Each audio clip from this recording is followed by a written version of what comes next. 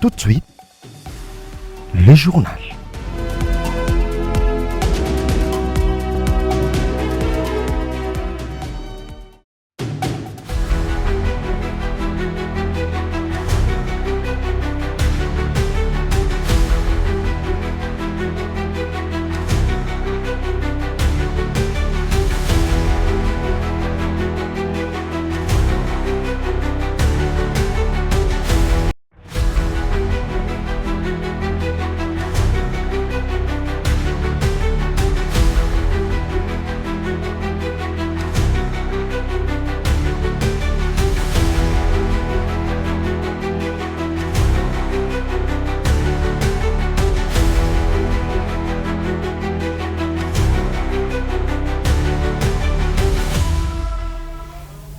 Vous avez raison de choisir votre télévision pour vous informer, mesdames et messieurs. Bonsoir et bienvenue à cette nouvelle session d'information sur la télévision digitale dont voici les titres.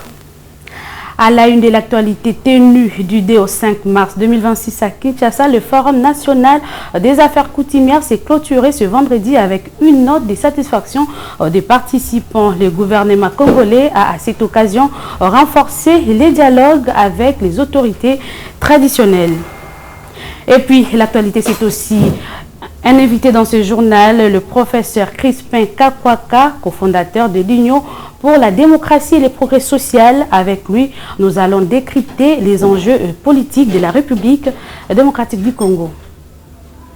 Une fois de plus, bienvenue à ce journal. Ouvrons cette session d'information par cette nouvelle. À Kinshasa, le gouvernement congolais a renforcé les dialogues avec les autorités traditionnelles. Après 4 jours d'échanges, le Forum national des affaires coutumières s'est clôturé au stade du 20 mai, réunissant plus de 600 chefs coutumiers venus des 26 provinces du pays autour du rôle du pouvoir coutumier dans la stabilité et la cohésion nationale. Le reportage de Bruno Mbouyi et Ezekiel Bafala.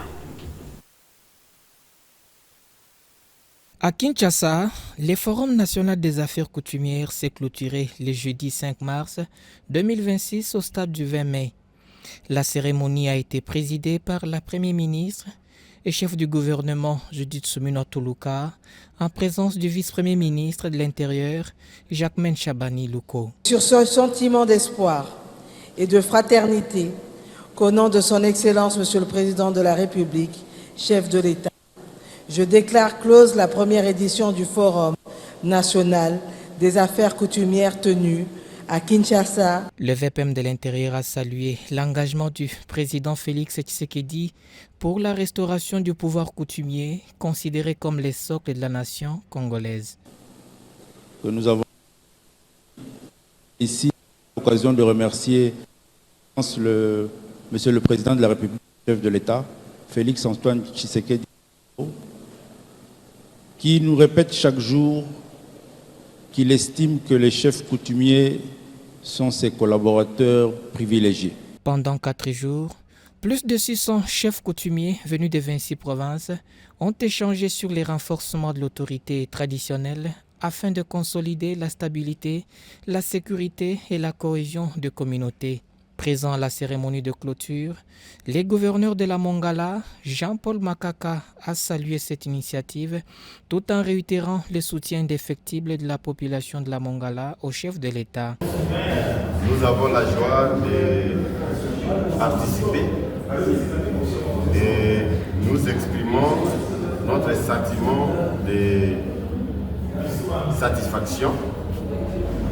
Voilà pourquoi nous adressons nos remerciements avec l'expression de nos hommages les plus différents au président de la République pour avoir organisé ce forum. Ouvert le 2 mars dernier par le chef de l'État, Félix Antoine Tshisekedi Tshilombo, ce forum marque une étape importante dans la valorisation de la gouvernance coutumière en République démocratique du Congo.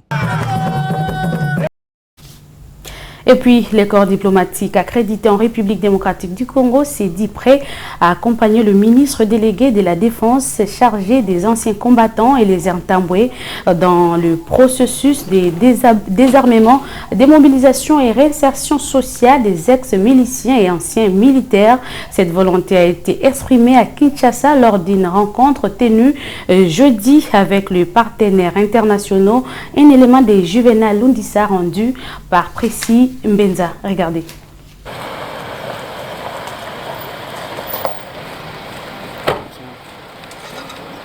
Les corps diplomatiques accrédités en République démocratique du Congo s'est dit prêt à accompagner le ministre délégué à la Défense chargé des anciens combattants et les Intambwe Poshi dans la mise en œuvre du processus de désarmement, de mobilisation et réinsertion sociale des ex-miliciens et militaires. Cette volonté a été exprimée jeudi lors d'une réunion tenue au cabinet du ministre. À son invitation, le partenaire de la République démocratique du Congo ont insisté sur la nécessité d'une meilleure coordination des actions sur le terrain et d'une approche globale à l'échelle nationale, notamment dans la mise en œuvre du programme de désarmement, de mobilisation, relèvement communautaire et stabilisation et de réserve armée de la défense nationale. Au cours des échanges, le ministre a également évoqué le premier initiative engagée pour la pacification du triangle Kinshasa-Grand Bandundu, Congo central. Dans la lignée des orientations du chef de l'État, Félix Antoine Tshisekedi Tshilombo, notamment face aux tensions entre les communautés Teke et Yaka. Le gouvernement a-t-il rappelé le travail à des solutions durables fondées sur la complémentarité entre les institutions et les partenaires internationaux. Un plan d'action est d'ailleurs en cours d'élaboration afin de mieux structurer des interventions de la coordination. La rencontre s'est achevée par moments de convivialité au sein du nouveau cabinet du ministre selon le base d'une collaboration que les deux parties souhaitent fructueuse.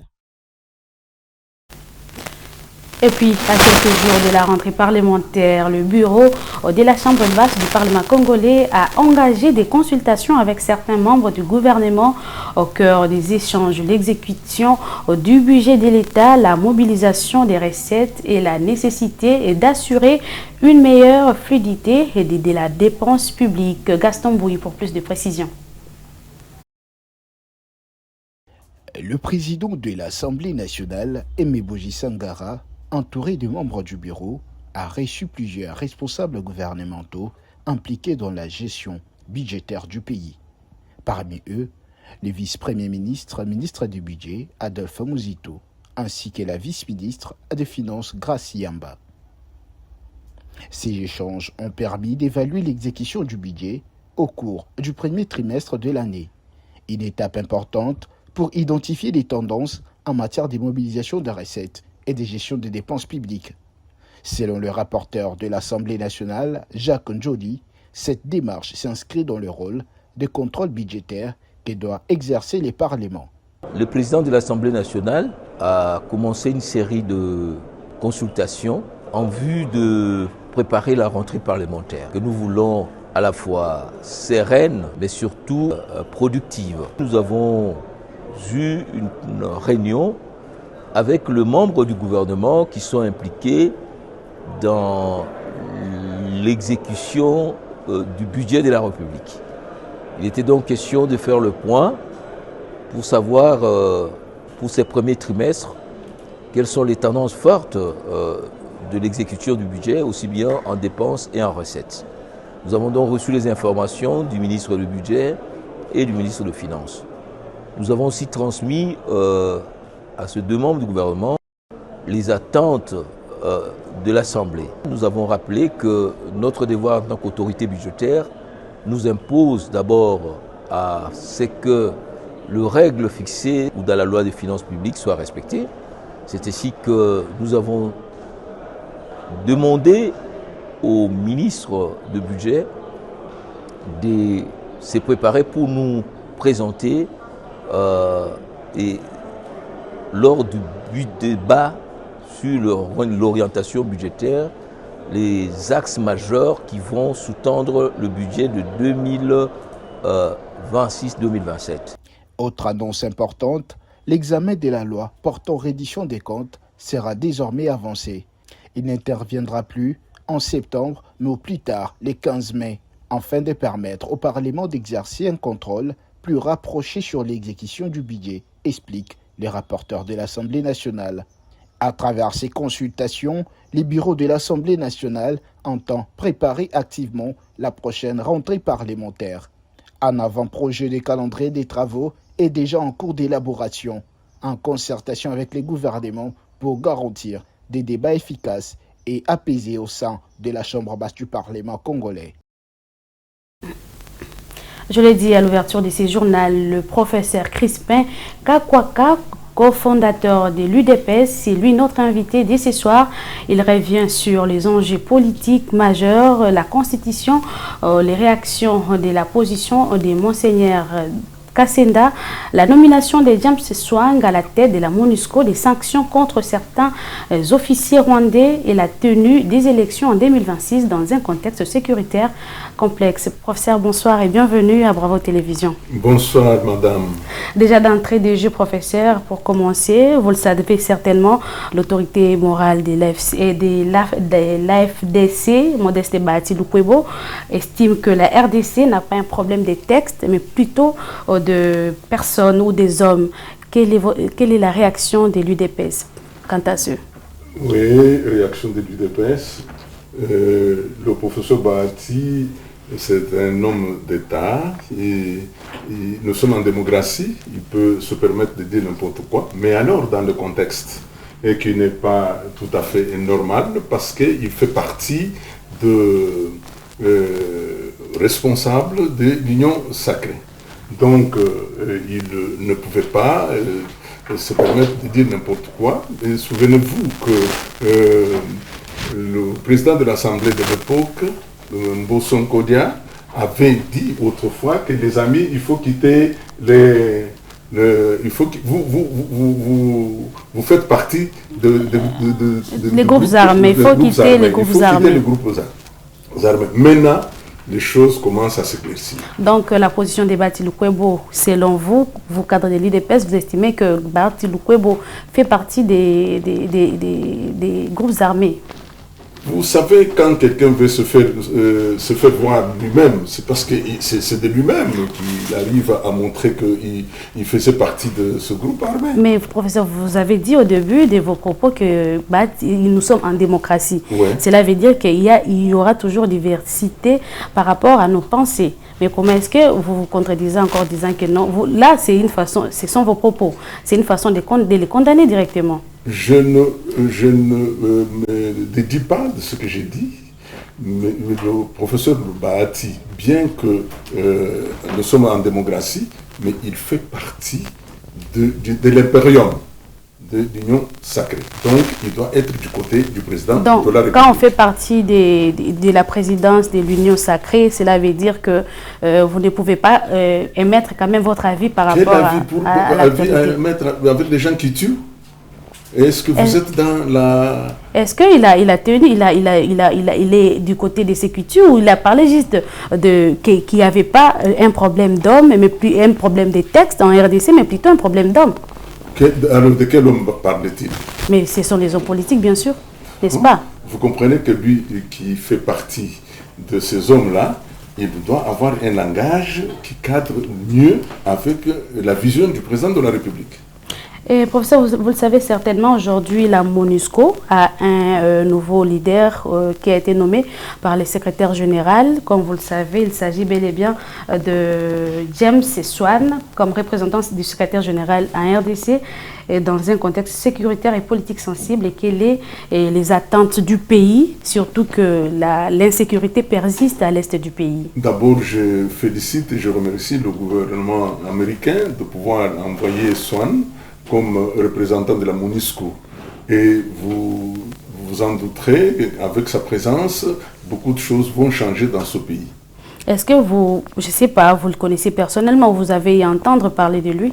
Non, je ne le connais pas personnellement, mais je suis, en tant que politicien, je suis toute la situation qui se passe au sein de notre pays et d'autres pays étrangers. Revenons un peu, professeur, sur la récente lettre de Monseigneur Kassanda, évêque de Mujima, si je ne me trompe.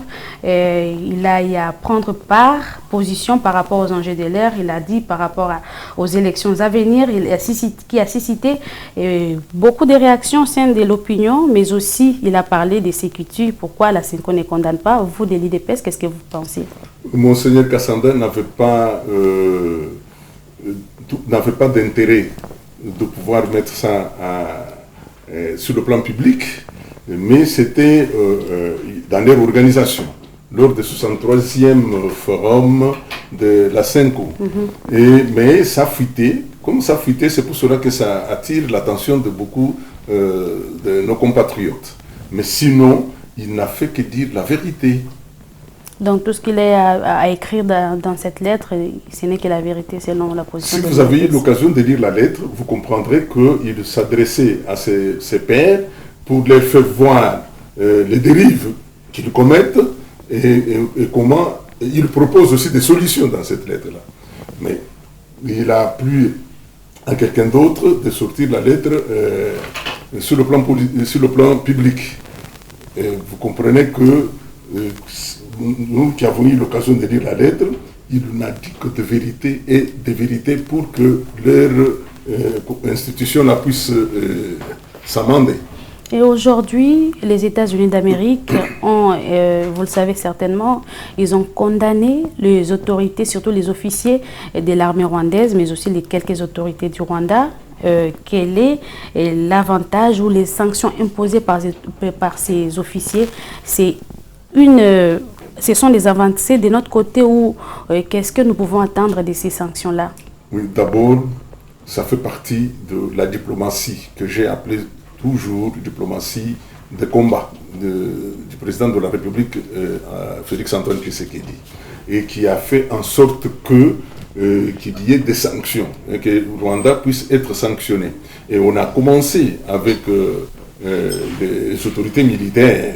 Alors, ça aura un impact positif sur l'avenir de notre pays. Comment ça? Parce qu'aujourd'hui, nous avons vu comment est-ce que les États-Unis ont condamné les autorités russes, mais aussi même avec ce qui se passe à l'Iran. Aujourd'hui, on sanctionne le Rwanda. Quel est l'impact qui va être subi, en fait, l'impact positif qui sera que va subir la RDC, surtout dans cette insécurité gravissante qui persiste en RDC? Vous savez que nous sommes en face d'un nucléaire africain qui c'est Kagame, n'est-ce pas? Oui. Mais Kagame ne peut entendre que la voix, cette voie-là de sanctions. S'il est sanctionné lui-même, vous verrez que, puisqu'on y va, on a commencé avec les autorités militaires. Et si on atteint Kagame, et ça aura un impact positif, parce qu'il va certainement... je mets entre guillemets parce que Kagame peut quitter le pouvoir d'un moment à l'autre. Et si jamais, professeur, ces sanctions ne produisent pas les fruits que nous sommes en train d'attendre, qu'est-ce que vous pouvez penser par rapport à ça? Bon, écoutez, je ne peux pas croire que ça n'aura pas un effet, ça n'aura pas un impact positif sur la politique de Rwanda, sur la politique du pays, puisque nous sommes agressés. N'est-ce pas? Oui. Alors quand nous sommes agressés, nous sommes obligés de faire en sorte que nous puissions récupérer l'intégrité de notre territoire. Exactement. Ah ouais. Alors, si vous suivez très bien, depuis les accords qui avaient été signés, on insiste beaucoup sur l'intégrité du territoire de la République démocratique du Congo.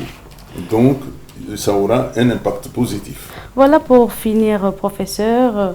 Devrons-nous organiser les élections en 2018, surtout alors que la partie orientale est toujours occupée par l'armée rwandaise?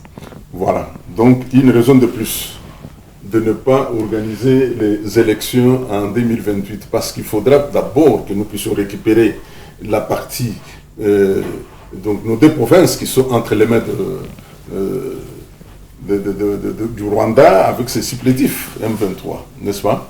Bon, donc ce n'est qu'après avoir récupéré nos deux territoires, nos deux provinces, qu'on peut envisager la tenue des élections.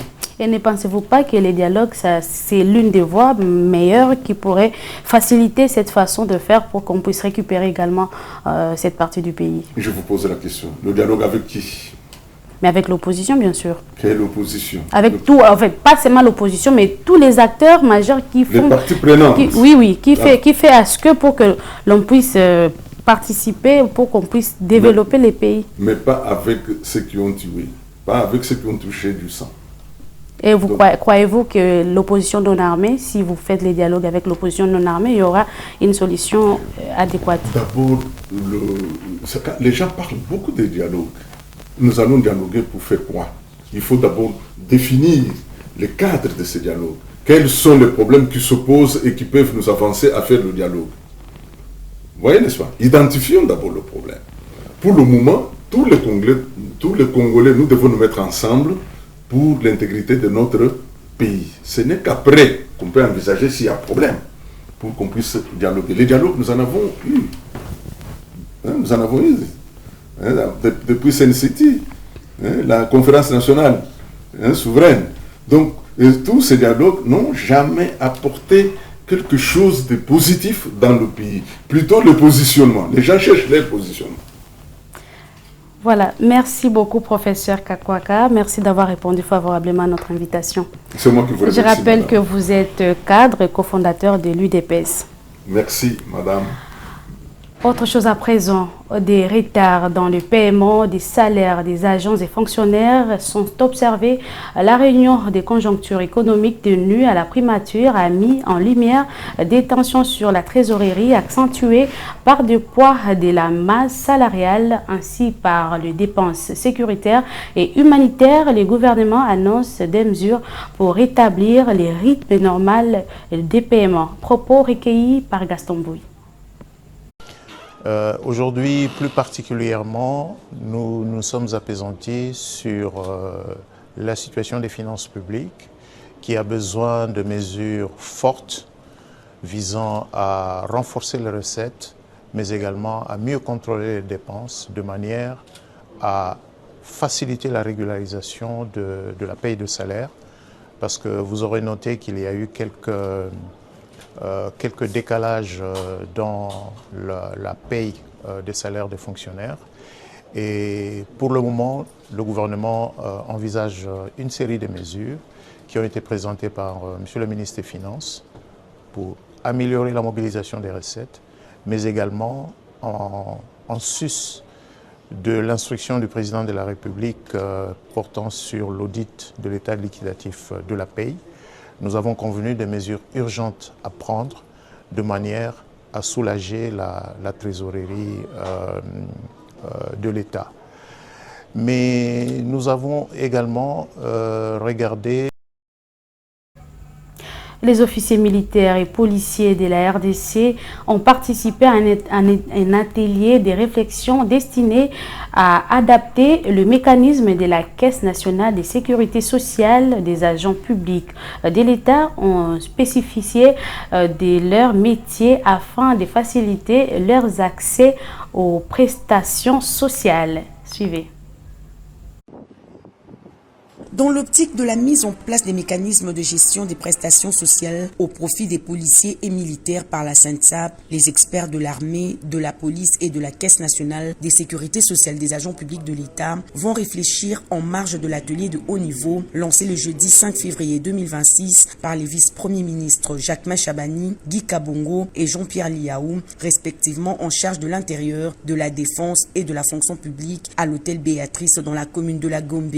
Je suis heureux de constater que chemin faisant, des résultats tangibles ont été enregistrés, ce qui a ouvert la voie à la rencontre d'aujourd'hui qui constitue une étape importante, car elle aboutira sans doute ou sûrement au paiement de la pension aux policiers par la SENSAP, mais également à la définition des mécanismes de prise en charge des cas des risques professionnels dont peuvent être victimes nos policiers. Objectif poursuivi est de finaliser les outils de basculement. À présent, le militaire, admis à la retraite, percevra une pension honorable, que celui qui est blessé en défendant le drapeau, ne sera plus abandonné à son sort. Avec ce régime spécial de sécurité sociale des agents publics de l'État, l'aspiration lointaine devient une réalité irréversible. Ces 48 heures de travaux ne seront pas de tout repos. L'urgence est extrême. Il nous faut forger ici et maintenant les outils d'opérationnalisation de ces mécanismes de sécurité sociale.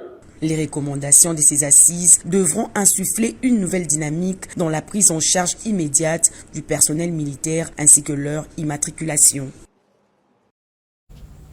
En randonnant à province, les autorités municipales de la ville de Kolwezi, chef-lieu de la province du Lualaba, sont sorties de leur silence pour éclairer l'opinion publique après la circulation sur les réseaux sociaux de certains quartiers de la ville de rumeurs faisant état d'un prétendu vol d'organes génitaux masculins. La mairie appelle la population au calme et l'invite à se fier uniquement aux informations officielles. Le maire de la ville s'est exprimé au micro de Moïse Kachala. Dans ces dossiers, aucune preuve n'a été établie confirmant un quelconque vol d'organes. Après vérification, il s'est avéré qu'il n'y a pas eu de cas réels. Les services de l'État étaient déjà présents sur le terrain, notamment au niveau de la barrière et de la loge, afin de suivre la situation des prêts. J'ai tenu à rassurer la population car plusieurs personnes ont été injustement pointées du doigt comme des prétendues victimes. Finalement, la personne à l'origine des accusations a reconnu le fait et a présenté ses excuses. Nous saluons également l'attitude responsable de la population de Kolwezi qui n'a pas cédé à la justice populaire. Il n'a eu ni violence ni victime. La population s'est comportée avec maturité et responsabilité.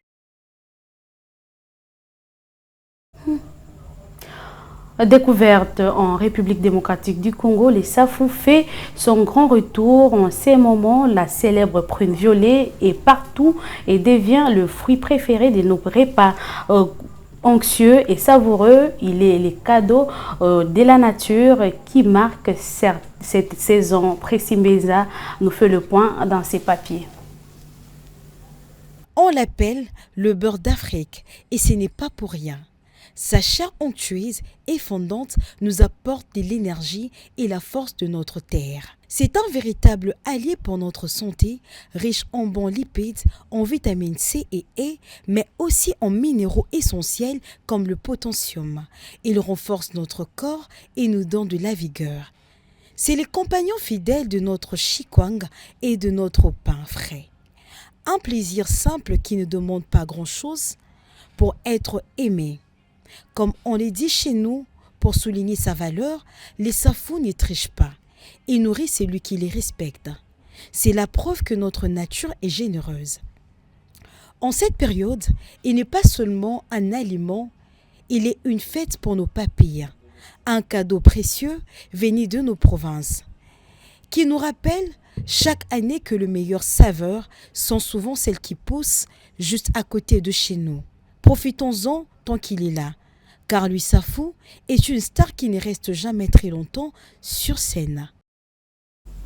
En dehors de nos frontières, alors que les détroits d'Ormuz, point stratégique du golfe Persique par où transite environ un quart de pétrole mondial, connaît des tensions croissantes, l'Iran affirme avoir le contrôle total de ses passages.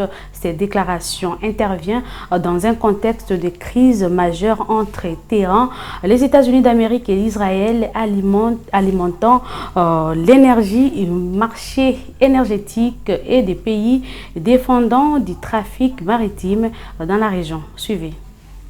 Voici la zone stratégique sur laquelle mise l'Iran pour peser dans le conflit. Le détroit d'Ormuz où passe un quart du pétrole mondial. Mais depuis plusieurs jours, plus aucun navire ne le traverse. Pire, ceux qui essaient sont bombardés par l'Iran, comme ce pétrolier, 4 marins blessés.